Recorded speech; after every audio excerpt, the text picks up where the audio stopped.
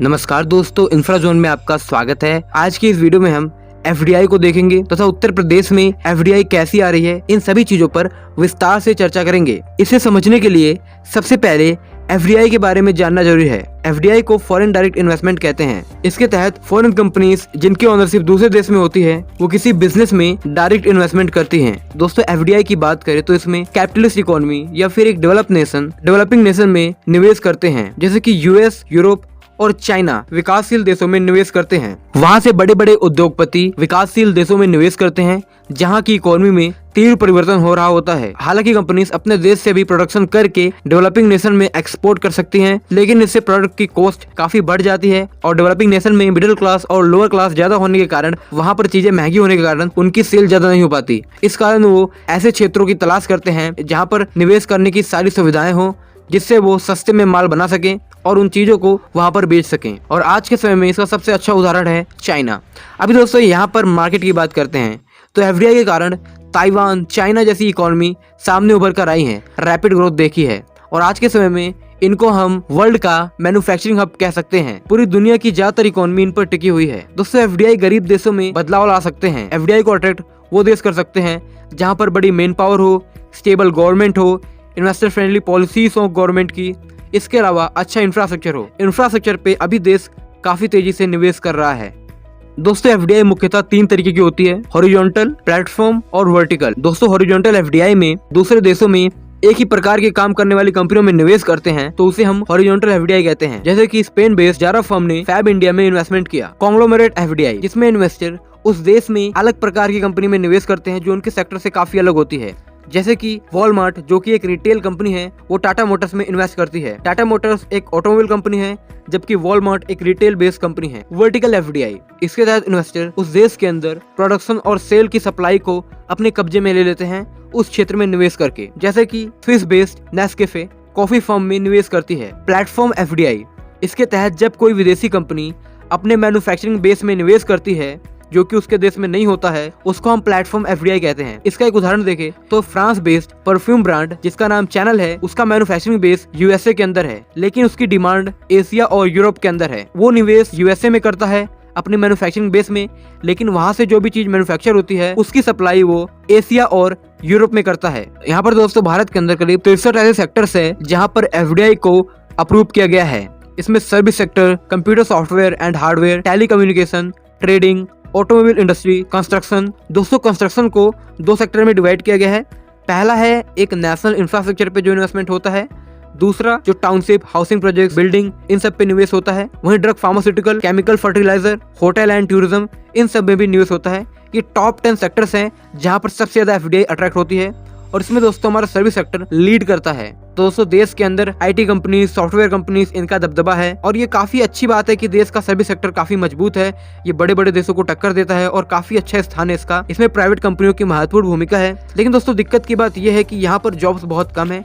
Service sector काफी बड़ी industry है, तो इसलिए दोस्तों इसमें निवेश तो बढ़ रहा है, लेकिन इससे उतने रोजगार के अवसर नहीं पैदा हो रहे हैं जितने होने चाहिए थे। फिलहाल दोस्तों करीब 43% अगर देखा जाए computer software, hardware, telecommunication, trading और सर्विस सेक्टर को डालते हैं, करीब 43% यहीं पर एफडीआई आ रहा है। इस कारण यहाँ पर जॉब्स अपॉर्चुनिटी कम है। ऑटोमोबाइल में 6%, टाउनशिप, हाउसिंग इसमें 5%। अगर ये बढ़ जाए तो इससे रोजगार के अवसर ज्यादा उत्पन्न होंगे, क्योंकि इन इंडस्ट्री में बहुत ज्यादा रोजगार के अवसर उत्पन्न होते हैं, बहुत ज्यादा लोग इसमें काम करते हैं। हमारे भारत में ऐसी इकोनॉमी की आवश्यकता है जहाँ पर मैन्युफैक्चरिंग की भूमिका ज्यादा हो।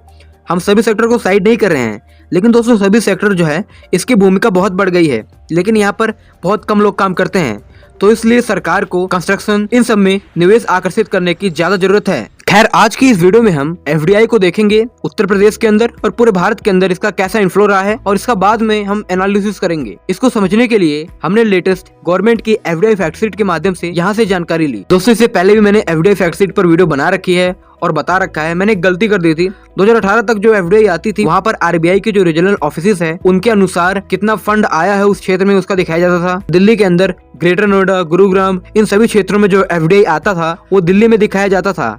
लेकिन अब दोस्तों नोएडा और ग्रेटर नोएडा का जो एफडीआई है वो उत्तर प्रदेश में दिखाया जाता है और गुरुग्राम का जो एफडीआई है वो हरियाणा के अंदर दिखाया जाता है। तो इससे दोस्तों पिक्चर क्लियर हो जाएगी कि कहां पर कितना एफडीआई है, इसको हम अच्छे से समझ पाएंगे।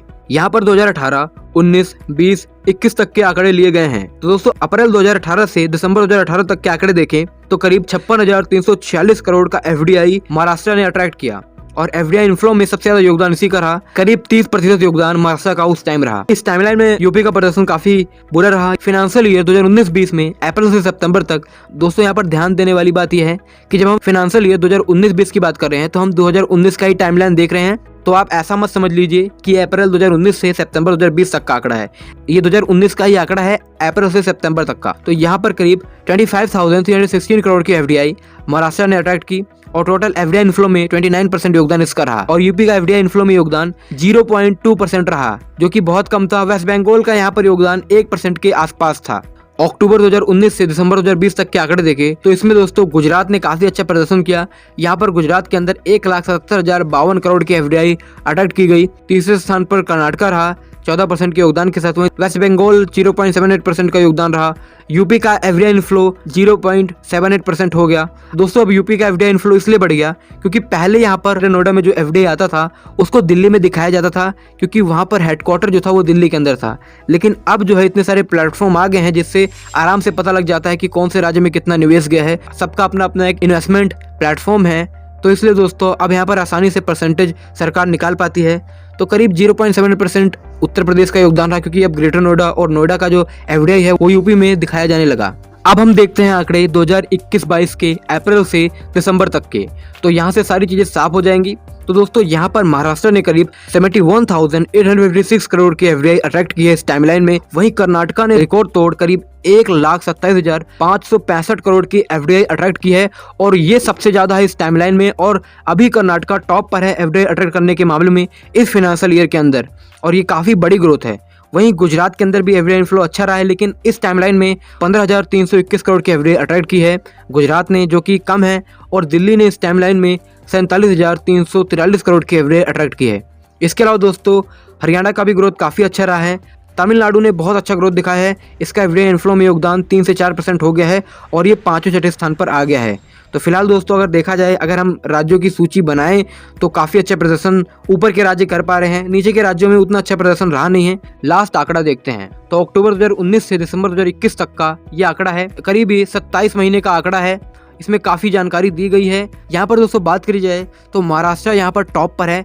यहाँ पर महाराष्ट्र के अंदर इस टाइमलाइन में 2,45,000 करोड़ की एफडीआई अट्रैक्ट की गई है। वहीं कर्नाटका ने काफी तेजी से एफडीआई अट्रैक्ट की है और दूसरे स्थान पर आ गए हैं 2,15,198 करोड़ की एफडीआई इस टाइमलाइन में कर्नाटका ने अट्रैक्ट की है। वहीं गुजरात के अंदर बात करी जाए तो गुजरात ने भी करीब 1,97,117 करोड़ की एफडीआई अट्रैक्ट की है और वो तीसरे स्थान पर है। दिल्ली चौथे स्थान पर है 1,16,778 करोड़ की एफडीआई अट्रैक्ट करने के साथ ही। इसके अलावा तमिलनाडु और हरियाणा तेलंगाना का स्थान है और हरियाणा का देखा जाए तो काफी अच्छा प्रदर्शन है। जब से एनसीआर के आंकड़े अलग करके दिखाए गए हैं, हरियाणा का जो एफडीआई ग्रोथ है वो काफी हद तक हमें आगे दिख रहा है। इसके अलावा राजस्थान ने करीब 7,000 करोड़ तक की एफडीआई अट्रैक्ट की है और उत्तर प्रदेश यहाँ पर 11वें स्थान पर है।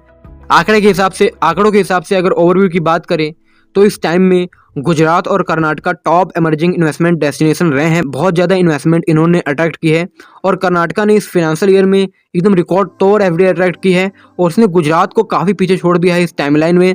बात करी जाए तो महाराष्ट्र के अंदर पहले से भी निवेश आता रहा है और आज भी आ रहा है और भविष्य में भी आता रहेगा। लेकिन दोस्तों धीरे धीरे कर्नाटका और गुजरात हो सकता है कि महाराष्ट्र को ओवरटेक कर दें एफडीआई इनफ्लो के मामले में और अब महाराष्ट्र तीसरे स्थान पर आ जाए अपकमिंग फाइनेंशियल ईयर में। इसके अलावा हरियाणा और तमिलनाडु की भी ग्रोथ बहुत अच्छी है, ये भी अपनी पोजीशन पर कायम है। निचले स्टेटों में काफी बुरा प्रदर्शन रहा है, किसी अन्य वीडियो में हम इस पर चर्चा करेंगे। दोस्तों राजस्थान, वेस्ट बंगाल और उत्तर प्रदेश यहाँ पर एफडीआई में बहुत ज़्यादा ग्रोथ नहीं हुई है।